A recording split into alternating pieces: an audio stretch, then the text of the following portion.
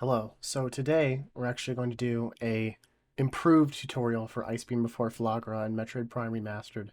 My last one was made very early on in the meta of the game, and I just want to do an improvement for this. So we're going to start off, we're going to jump to this branch that's kind of in the middle of these two here, as you can see. The collision we land on is not visible, but it's somewhere between these two, and then jump to this ledge. We have a ghetto jump here. In order to do this, you run towards a slope in the corner here. There's some oddly shaped collision that they actually changed. Basically, before you actually hit the collision, gives you your best momentum and your best speed to get out of bounds.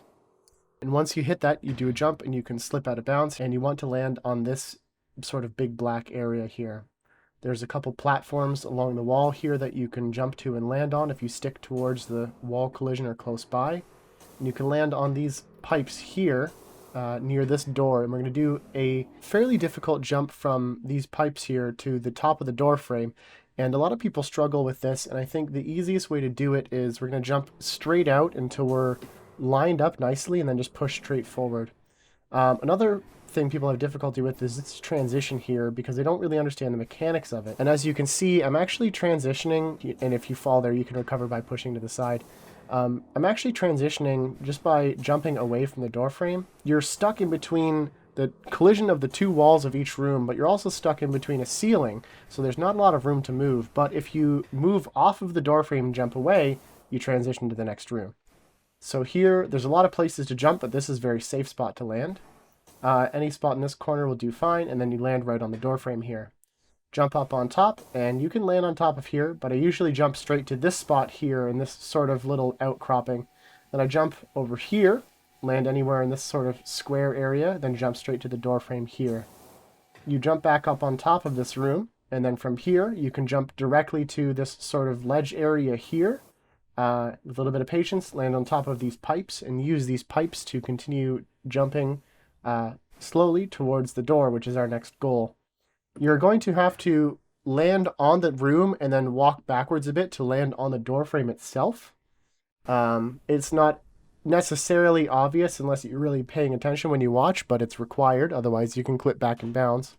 And actually, if you're just doing puzzle skip, what we can do right now is we can simply clip back and bounce here. Simple as that. If you're not doing puzzle skip, however, we're going to continue on to furnace, and we're going to give you another little baby out for people who don't want to continue IBBF, but who are just trying to skip Spiderball. If you move to the right here a little bit during this jump, I find it helps me actually get a jump in an otherwise really tricky spot.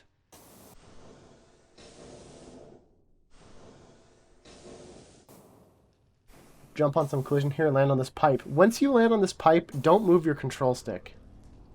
If you move your control stick, sometimes the game will like to give you what we call the good old-fashioned butter shoes. And if you have that, it will stop moving before it throws you off the pipe most of the time. But if you give any extra input, it will almost always push Samus away. So really quick editor's note here. As I was exporting the final version of this video, I figured out a much easier way, a much safer way to do the baby strat in Furnace. If you have Wave Beam and just want to skip Spiderball really quickly. Literally, all you have to do is to go on this side of the Morph Ball track here and walk towards the wall. And it will push you inside, in bounds, and you can morph and carry on your way. No scary jumps required. Perfectly easy, perfectly free. If you're trying to skip Spiderball, do a faster route without doing all of the hard parts of IBBF, this is it. There's two spots that we can land on here. This is actually the lower spot that you can land on. I show a different method to jump off this in a bit.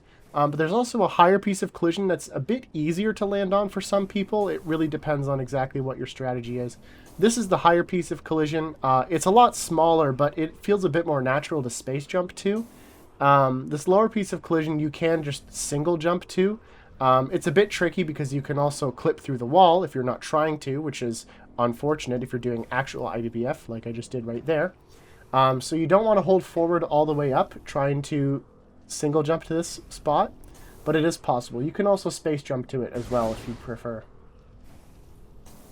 So there's a couple different methods for getting there. And once you do that, simply jump to this spot above the morph ball tunnel here. And this next jump is a bit of a tricky one as well.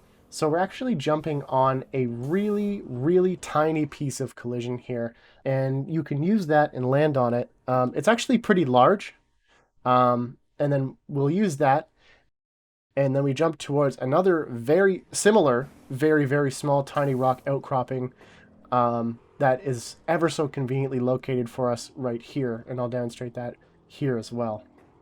As you can see, this outcropping is actually pretty big and pretty forgiving to land on. From here, we'll jump onto this rock here. You can actually miss the jump to the rock and land a bit below it here. Most of this ledge is standable, and as long as you make it, you'll be able to jump to this door here.